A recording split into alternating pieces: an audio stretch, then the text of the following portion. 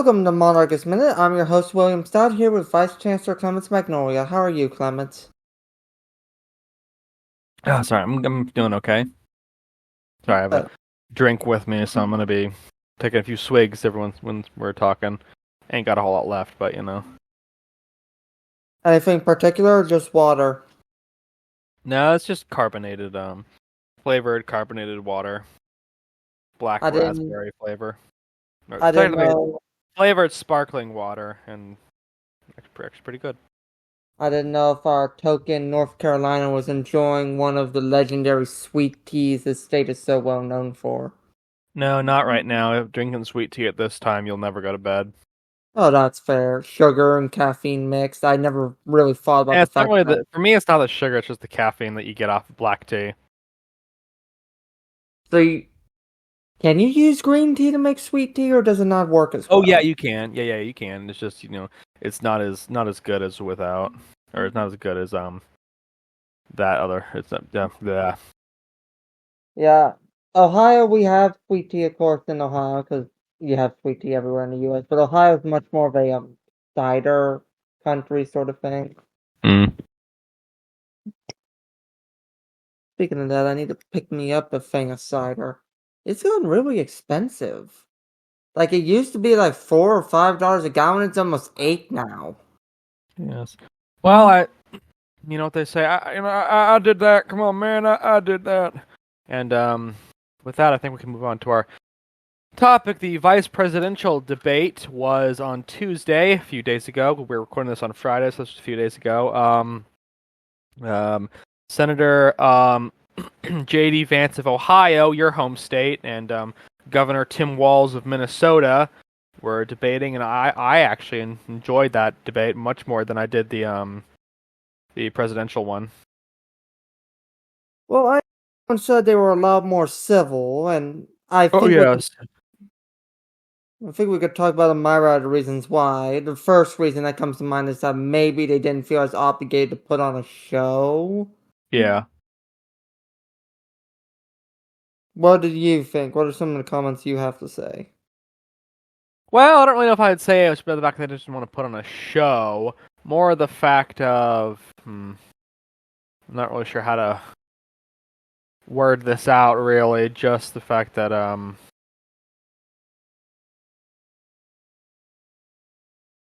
mean, just comments on how they performed, then I would certainly want to talk about how Governor Walz, for the first roughly half an hour, he looked as if he was a deer in the headlights. I mean, he looked so unconfident the entire time. It was exceedingly telling, you could certainly say to that. He was just impersonating one of the many proud moose his state is so well known for. No comment? I thought I was trying to be funny. Never mind. Joke didn't land. Hmm. Anywho, I didn't get to see it. In fact, I didn't even know it was happening. But I have been seeing a lot of comments and everything, and of course there was one specific comment having to do with JD Vance getting into an argument with one of the moderators about not there not being any fact checking. What do you have to say about that? I mean, yeah, they agreed that there wouldn't be any fact checking. Her attempt to fact check would fail, as he called her out for it and then corrected her on it, and he was correct as well, which is probably the funniest part. It's interesting to see JD Vance do that when Trump didn't capitalize and do anything like that during his debate. Even though the Yeah. moderators did the same thing during his debate. Well, he was a bit more So, restricted, I guess you could say. Mhm. So that makes me change my opinion of what I thought of JD Vance, which is that he would be a nobody, just somebody that Trump could have in his corner that wouldn't actually oppose Trump on anything. A yes Yeah. man. He might I have mean, some whether strong. or not he will be a yes man, won't be really be able to tell, at least as of now, 'cause it's still a bit too early to fully say so or not. But Course. yeah. Anything exciting going on so far in your state with election season? I know you had a while back. You and I were talking off the record about My Was it the yeah. governor? So our current lieutenant governor is running to be our new governor.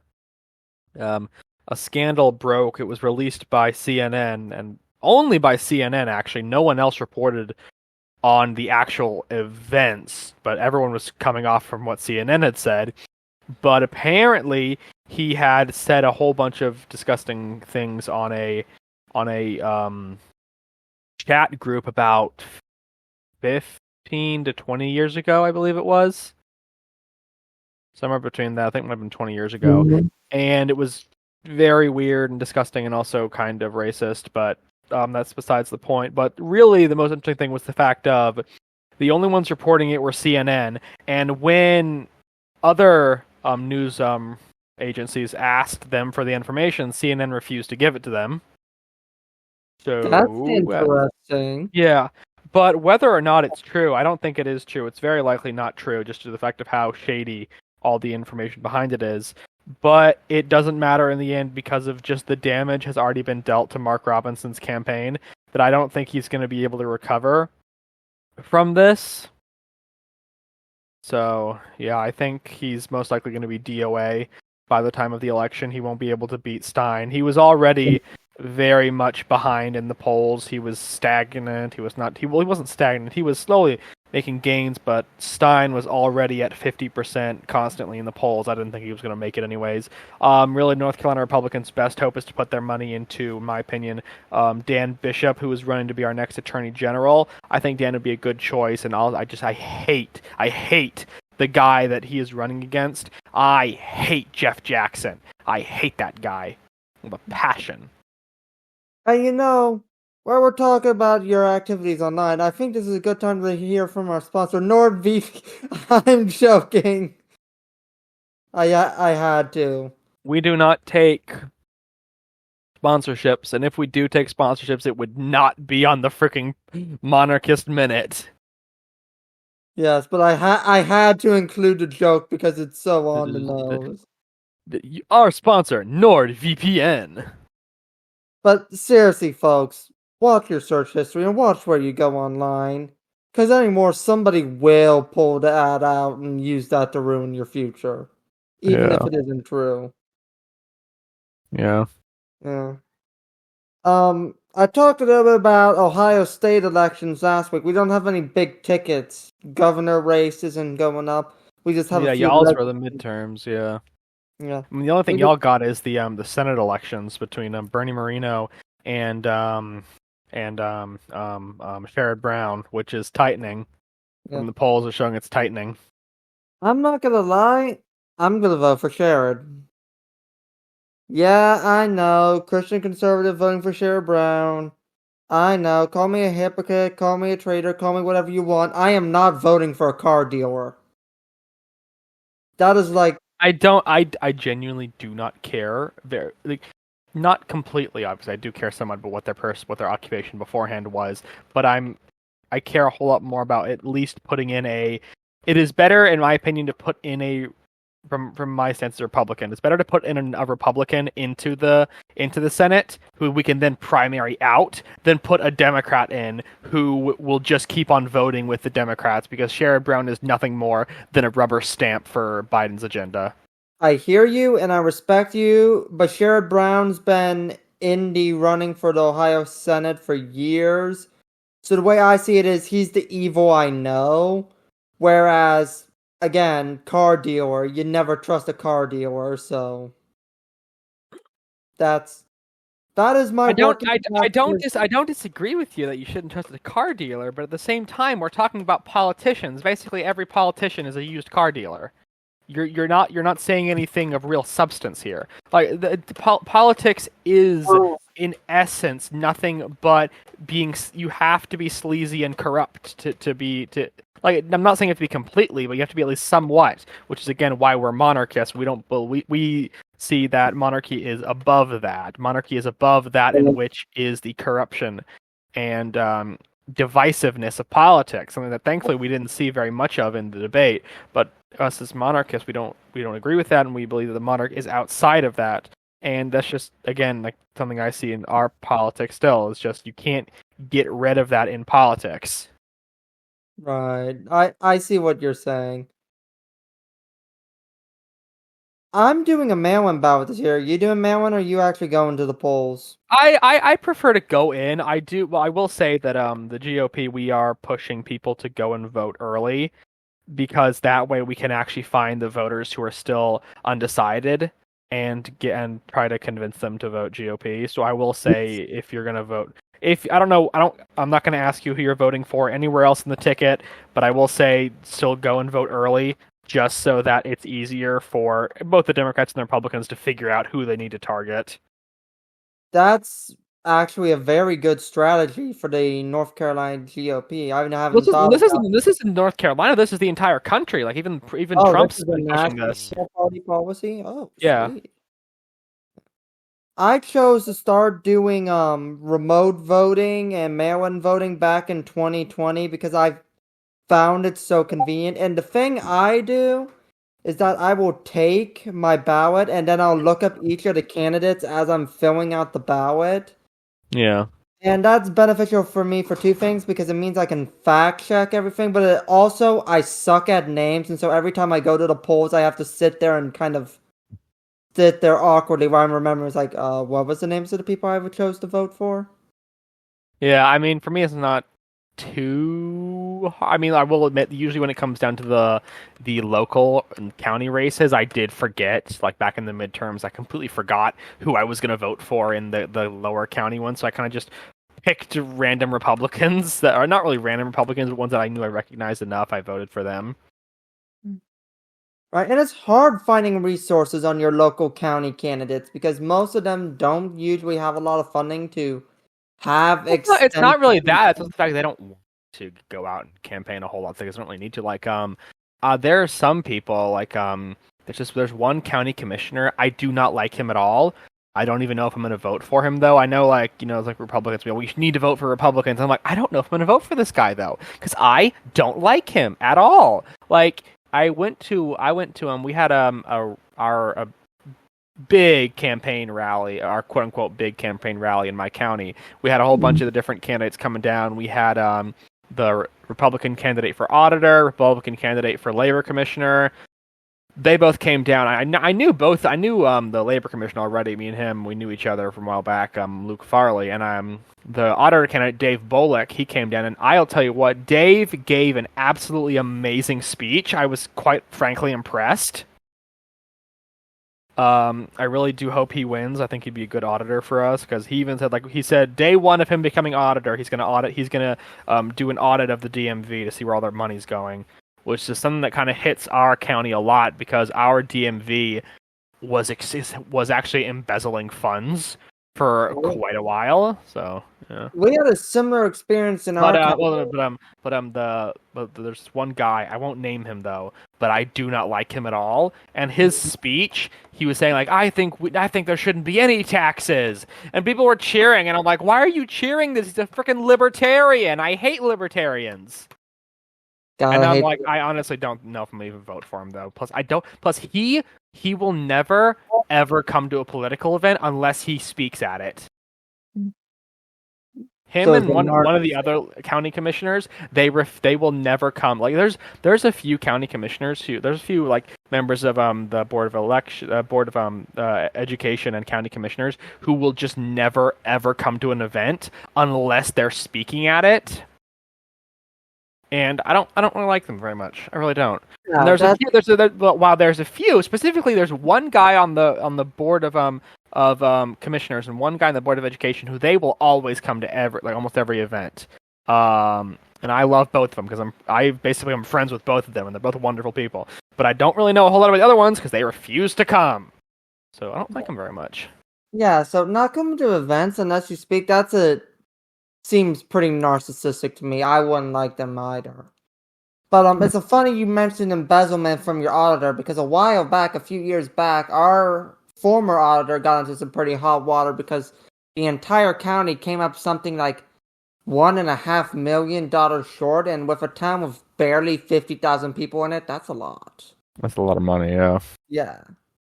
So that was a big, big issue that came up in our town, and I don't know how it was resolved, if he ended up facing criminal charges or if he was just voted out, but Yeah. it's a wonder where that money goes. This is why you need to pay attention to your local politics, everyone. Yeah.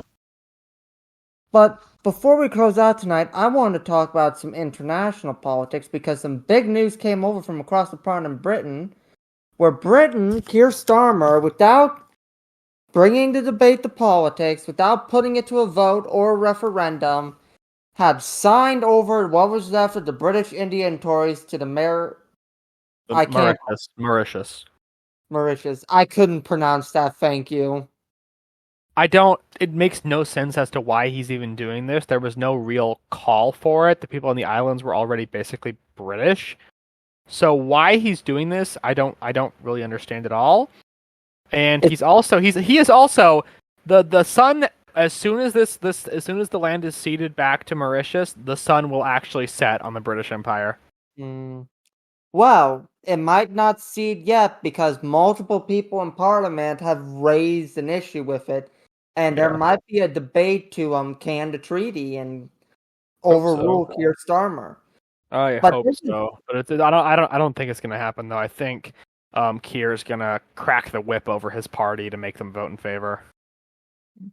I don't know. Yeah, well, I mean, his party. I mean, he doesn't. He just needs to get like at least like 2/3 of his party to vote in favor because they have such a massive majority in the parliament. Right, but I think this might be political suicide for Starmer because this is already causing weakness to be. There's blood in the water, and the predators smell weakness. Argentina's been roused Yeah, by the this Argentinian thing. president said that he's interested in trying to push again for that. Yeah. I don't understand the Argentinian claim for the Falklands. Argentina's never had any. It was sort of a historical claim. It was never the fact they controlled it because they have never controlled it, but the claim has been there for years. It goes back to an old colonial claim. But Well, but it's basically the same as there was the claim of like say Mexico claiming Montana because Spain used to claim it. yeah, that's what I was going to say. It sounds like the same breath as Mexicans whining because they no longer own the western half of the U.S. Well, no, there's a difference between that because at least they actually controlled it. Argentina never controlled the Falklands Right. except when they invaded in the 80s under a fascist junta. And there was one thing Margaret Thatcher did right. God rest her soul. She drove them out. Show them that the British lion still has teeth. But it seems that Keir Starmer is wanting to rip the teeth out of this old lion. And the weakness is definitely showing because it's not only showing internationally, it's showing domestically. This is emboldening Irish separatists, Scottish separatists. Welsh This separatists seems, as well. well, Welsh separatists are the weirdest things to me. It's like there was never, at least by my knowledge, a historically unified Welsh state. There was never an actually historically unified Welsh state. There were a multitude of actual like Welsh principalities. There was a close attempt at one point, but it never controlled the entirety of Wales. Right, so Wales has only ever been unified as a junior partner under England. So it's like the idea behind Welsh separatism is so unfathomably weird for me because of that fact. Because, like, your country only exists because it was unified by England and prospers primarily as a subject of England in union with England to the point where most of Wales is indistinguishable from England. Yeah. Why? And that brings up another stupid thing that I've been seeing a lot. A lot of people from Scotland trying to play the victim and say that they're victims of British imperialism. Have you been seeing that? Yeah, I saw that. It's such bullshit. They were equal parts of the empire. There was no victimhood in it whatsoever. I mean, even if we look at migration patterns during the era of British colonialism, you see migration patterns coming from Scotland, going to Canada, going to New Zealand, going to not Ireland, but well, yes, Ireland, Ulster. But Ulster Australia, plantations, yeah.